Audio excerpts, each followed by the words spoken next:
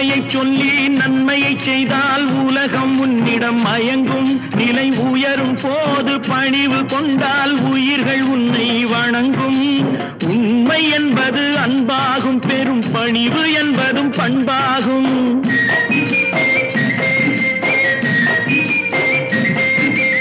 உண்மை என்பது அன்பாகும், பெரும் பணிவு என்பது பண்பாகும். இந்த 4 கட்டளை அறிந்த மனதில் எல்லா நன்மையும் உண்டாகும், எல்லா நன்மையும் உண்டாகும். 6 மனமே 6 அந்த ஆண்டவன் கட்டளை 6. 6 மனமே 6 அந்த ஆண்டவன் கட்டளை 6.